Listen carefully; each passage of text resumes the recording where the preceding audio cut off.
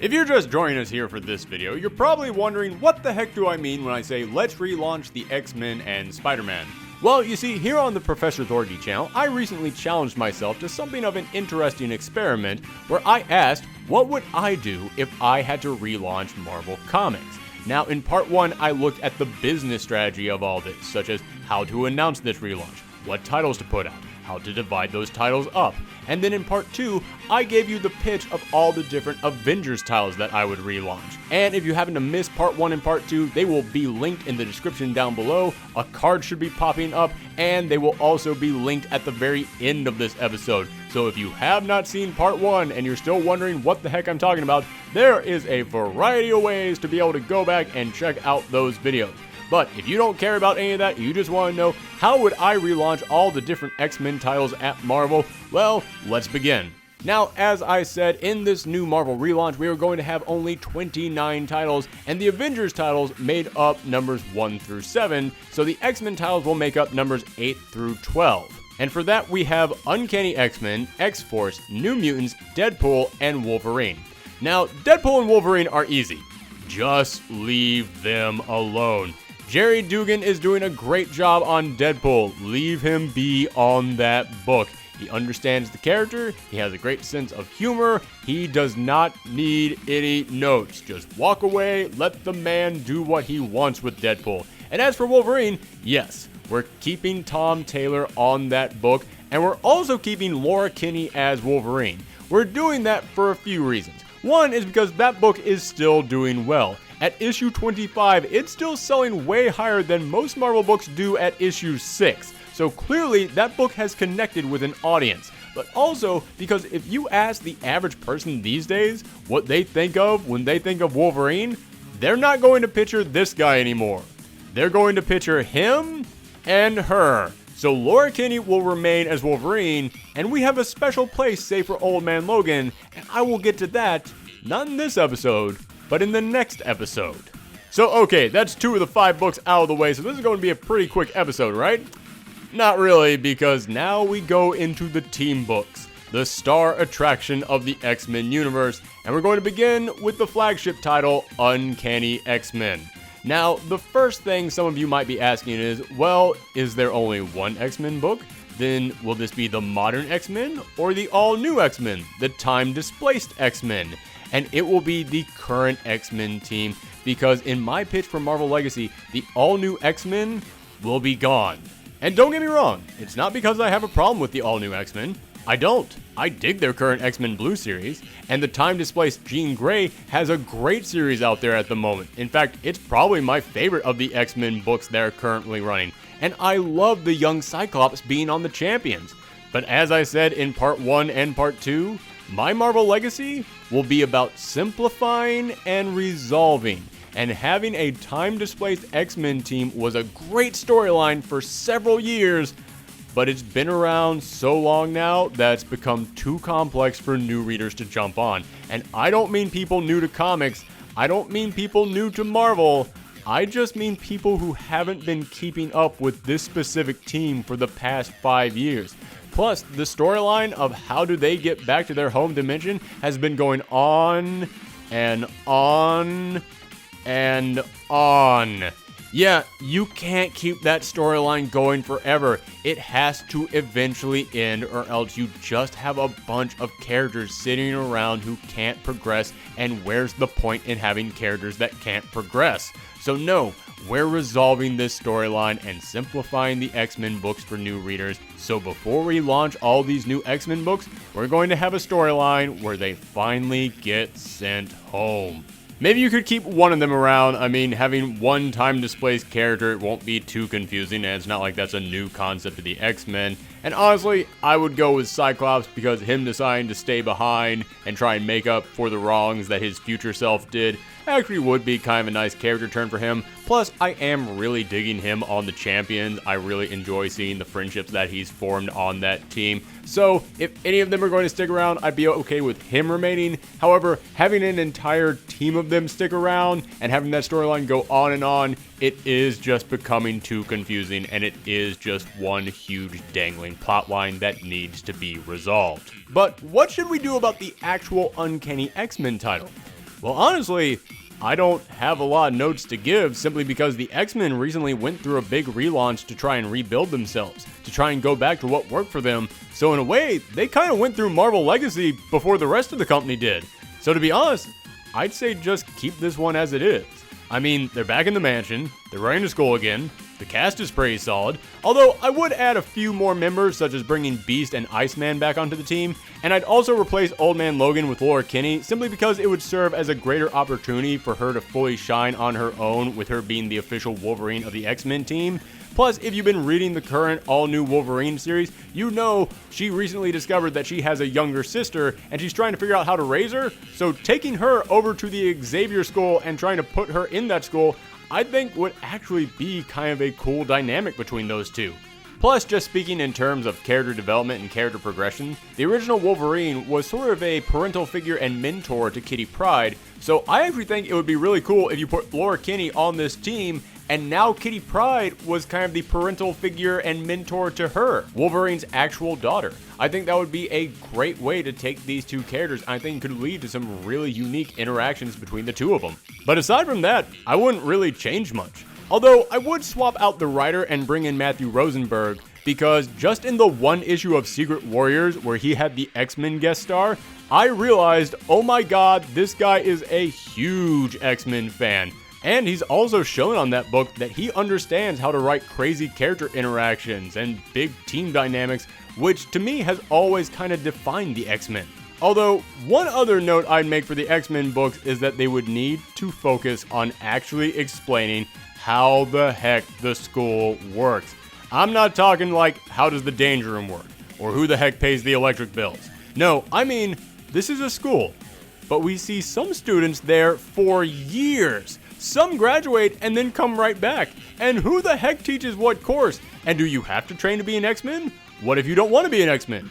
What if you just want to be an architect or a therapist or an accountant, but you thought you'd be more comfortable at a school for all mutants? Is that a thing that can happen, or does everyone just get taught how to fight Sentinels? And if a student graduates, what exactly do they do next? What happens to the students who don't become the X-Men? Do they leave and get real jobs and apartments on their own, or are there other X-bases around the world doing good work and research, and they go off to be the staff at those facilities? One example of what I'm talking about? Read My Hero Academia. Yeah, I know, I have a lot of people out there who aren't manga or anime fans, and you're all rolling your eyes right now. Well, yank those eyes back into place, because this is a series about a school where they train people with superpowers, and they explain the rules of this world and the school better than 60 years of X-Men comics have. You know what they learn, how they learn it, what their schedules are like, how they then transfer what they learn into the real world, how this is an actual profession they train for, and how you get jobs doing it. This is a book where they're not afraid to explain the rules of a school for gifted youngsters, and I think the X-Men could take some notes from it, at least for when it comes to establishing the rules of their school. So I'd say put out there a yearbook-themed one-shot that explains all this. Shows us who all the students are, shows us who teaches what, who lives where, what clubs there are, everything you could need to know. Then get all the X-Men writers together and tell them, over the course of your run, you can write whatever you want, but the rules of this book are law. This is how the school operates. And then the editors will work to make sure the writers stick to that. Because what I'm describing isn't new. They've established the rules of this school before, but then a new writer would come on board or a big event would change everything, and then those rules are gone and never obeyed again. Not this time. This time, we're setting up how this school works, and we're going to make sure it sticks. And granted, in the actual Uncanny X-Men book, this wouldn't come up that much, since it would mostly focus on the team going out there and saving the day. We'd only see bits and pieces of the school. The majority of what we see of the school would come in the New Mutants book, which honestly is just a placeholder name. It could be New Mutants, Generation X, Young X-Men, New X-Men, whatever you want to call it. This would be the book focusing on the students. Specifically, it will follow a small group of students who are the ones signed up to actually train to be the next generation of X-Men. As I said, not all the students at the school will be going there to train to be superheroes. Many of them are just mutants who want to get an education, or they'll be trained to go and work at various X-Men research and humanitarian facilities all around the world. But this will be the class that is training to actually become the X-Men. And for the most part, it will be students who we've seen and met before, students who are in their senior year and they're ready to graduate. In other words, they'll be the students who have been there so long, it's starting to raise questions why they're still there. So my vote goes for Rockslide and Mercury because they developed fans during their time in the new X-Men series, and because they've been at this school for so freaking long, it is time for them to graduate. Anole and Oya because over the past few years, they've stuck around as constant members of the X family who served important roles in one way or another. Loa and Indra simply because I think both of them are pretty cool, but they haven't been used often, so I figure now would be the perfect time for them to shine. And lastly, one of the Stepford cuckoos. In all honesty, it doesn't really matter which one you pick, but it should only be one, because the Stepford cuckoos were originally just clones of the same person, so they all kind of thought with a unique shared mind, but over the past couple of years, they have started to split apart from each other. They have started to form their own individuality. They have started to become unique characters that are not just one big collective group, so I think there are actually some great stories that you could tell with that. I mean, they were clones of Emma Frost. Imagine if one of them wanted to now go on to be a hero and become an X-Man, but another one of them decided that they wanted to leave and go and join Emma Frost. And the third one was just upset that she no longer had her family together. She didn't want them to become unique. She wanted them all to stick together and remain the same person. I think there are some great stories to be told with the Stepford Cuckoos splitting apart and going in their own separate ways, so putting one of them in this new X-Men class, when the other two are opposed to her being in there, would actually be a great way to start that and lead to some really solid character development. This class would be taught by Rogue, with 2 recent graduates serving as her assistants. And before you start guessing who they'd be, no, one of them is not Quentin Quire. That guy has been at this school longer than Matthew McConaughey was in Dazed and Confused. It's time for that guy to move on with his life. No, the 2 assistants will be Surge and Armor. And I know you guys all have your personal favorite students who you would love to see pop up, because almost every single X-Men student from the past has had at least some time in the spotlight. So as I said, this book won't just be focusing on this team as they learn to become the X-Men, all leading up to their graduation as they become the official team members, but this book would also focus on the student life at this school. It would focus on the campus. So we'd get to see pretty much every student at some point in time, and we'd even bring back some older ones who had left, like Hellion and Prodigy, to try and give some of their old stories some resolution, because as I said, with Marvel Legacy, it's all about resolving storylines. Now, as for who to write this series, well, that's kind of a hard choice, because you would really need someone who has been studying the X-Men and these students for the past decade to do them any justice. But let's just say, for the sake of argument, that whoever I pick to be on this book would be willing to sit down and do the years and years worth of research. In that case, I could totally go with Robbie Thompson. I was a big fan of his Silk series, and I think he captured a youthful sense of fun while at the same time capturing a character full of complexities and insecurities, but never losing the heart in that book. All of which are things that a book set in a school for gifted youngsters would need. I could also totally see Al Ewing being on this book. If you read anything that he has written, it becomes real obvious very quickly he is a diehard Marvel fan who has an encyclopedic knowledge of their characters, and he also loves writing younger, quirkier characters, which would make him kind of a good fit for a book that focuses on younger, quirkier characters and would require you to know a lot about them. Or I could see Dennis Hopeless doing it. As I said, I love the current Jean Grey book, and his previous all-new X-Men book wasn't bad either, and Kelly Thompson would be another great choice. A-Force improved monumentally when she took that series over, and she proved in there that she does have a love for the X-Men. Or if you want yet another option, I could totally see Jodie Hauser doing this book. She recently did start doing some series for Marvel, and before that she was working over at Valiant on the Faith series, and that book has been a ton of fun with a very unique voice, and I could see that voice matching perfectly with this series. There, I just gave you 5 options. One of them has to work. And lastly, that brings me to X-Force. Now, over the years there have been many different incarnations of X-Force, but there's been one thing that tied them all together. They were always a team of mutants who took things to more extreme measures. sometimes it was the darker, more disturbing extreme, and sometimes it was the giant gun-wielding, shoulder-padded extreme! Yeah, we're gonna go back to that first one, the darker Black Ops version of the X-Men who tackle what the normal X-Men don't have the stomach for.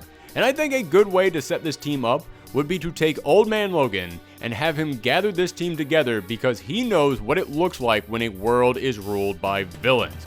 Remember, the universe he came from was one where the bad guys won and conquered the planet and everyone else had to live in fear of them. Well, even though he knows this isn't his world, he's not going to let it become his world. So he's gathered together a team to take care of villains when they go too far, or when it looks like they have a plan that might work and no other hero can stop them. They're the team that will do what the other heroes won't to prevent the world from falling into chaos, which to me is kind of the whole point of X-Force. Now, as for the writer of this book, recently I read the first issue of a new series from Image Comics, Redlands, which is by first-time author Jordi Belair, and honestly, I was blown away by it. It was dark, it was graphic, and it was all about a group of magical beings taking justice into their own hands, which is kind of what I'm pitching here, so I say hand this book over to her. Heck, I loved how crazy creative and super sci-fi Rick Remender's run on X-Force was, and someone who has an eye for magic could probably come up with some equally creative stuff. And before she worked as a writer for Image, she was a colorist for Marvel, so she knows these characters, so she's my pick.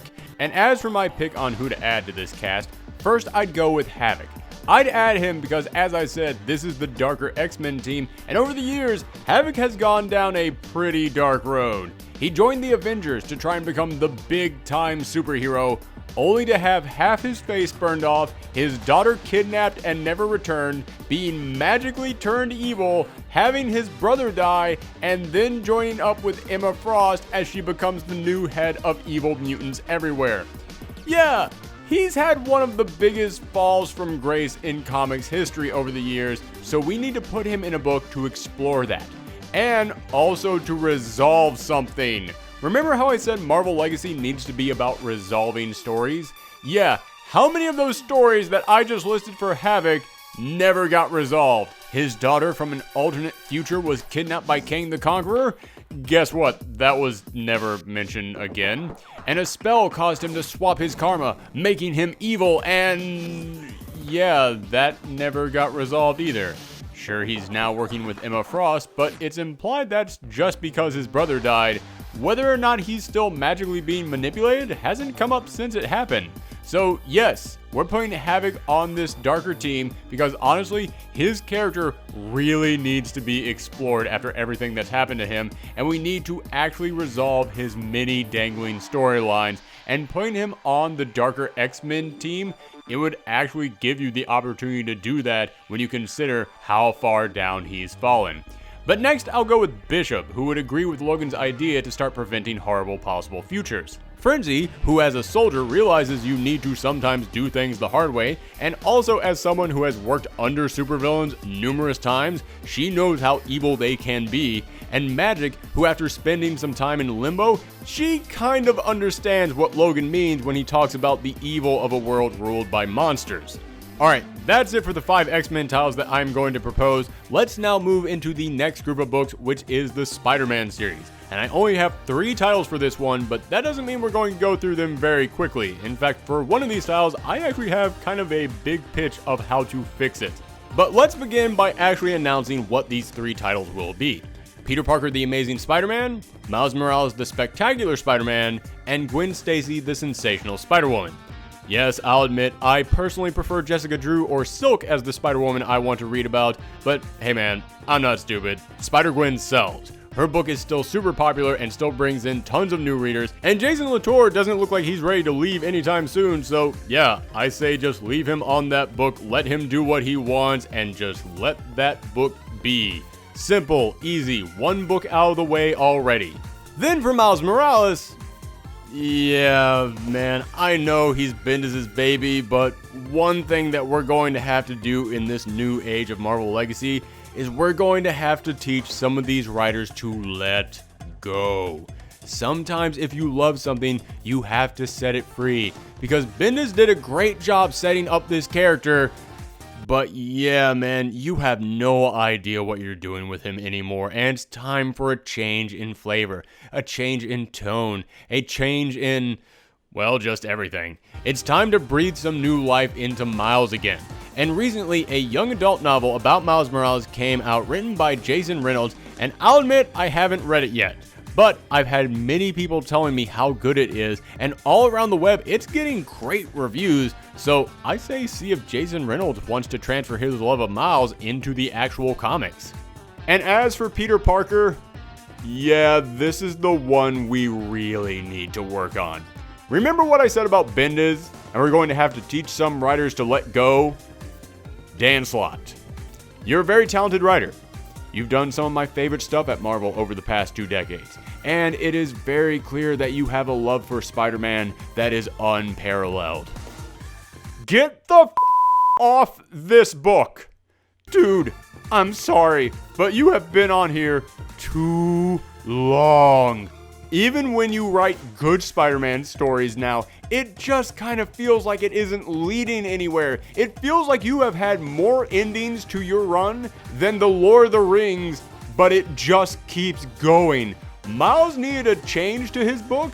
Peter needs a complete overhaul. So we'll give Dan 6 months to wrap up everything, and it'll ship bi-weekly, so that means it's 12 issues total to wrap up everything.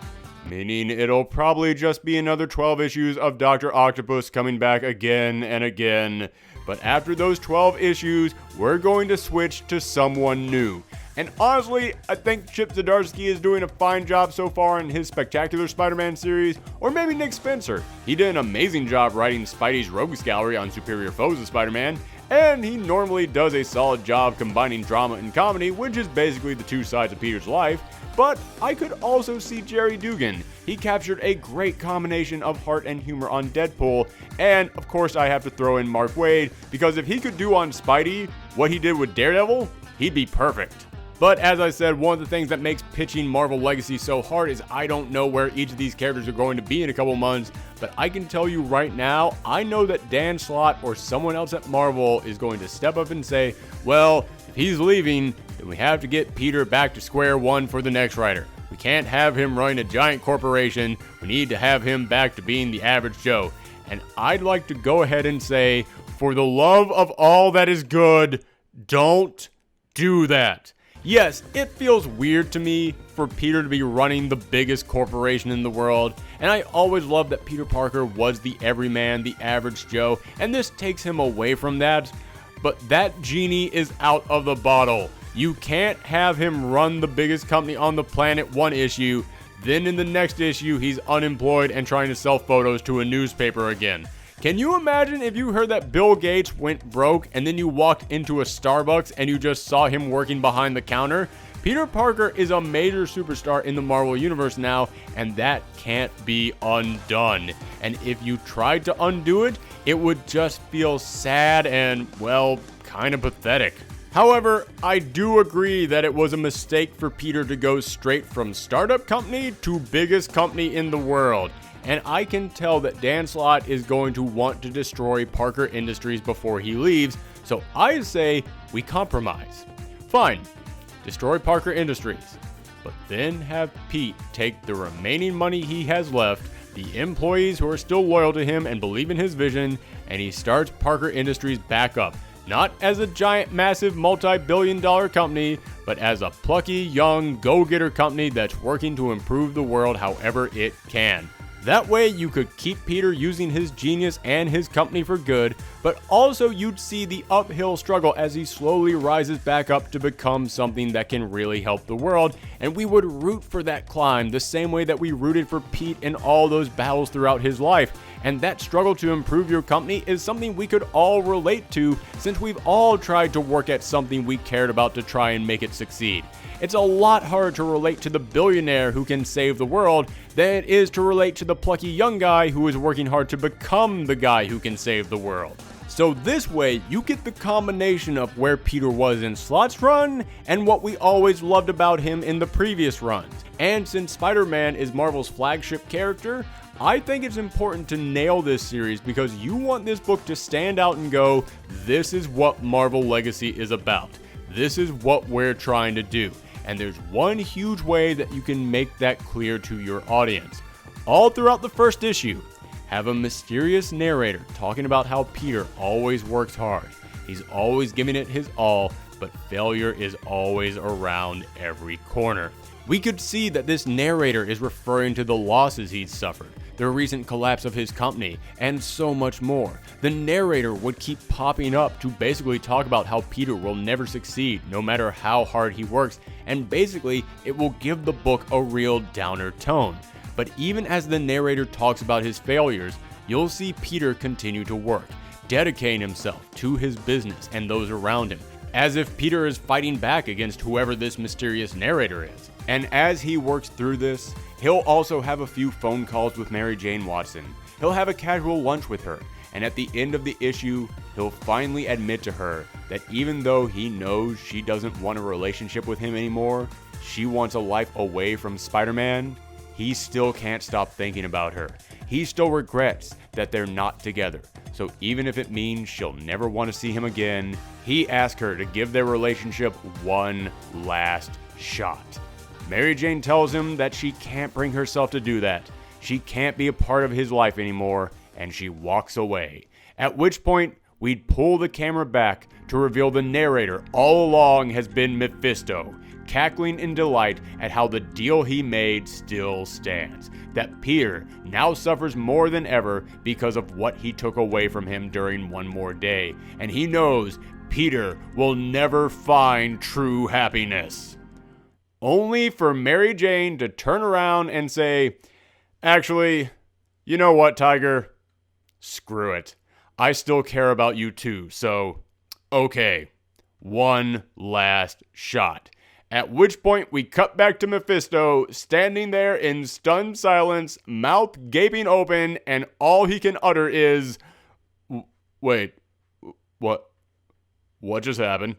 That's right, true believers. What we're going to do to show everyone that Marvel Legacy is the apology they were waiting for, we're going to undo the biggest mistake in Marvel's history. We're going to undo One More Day.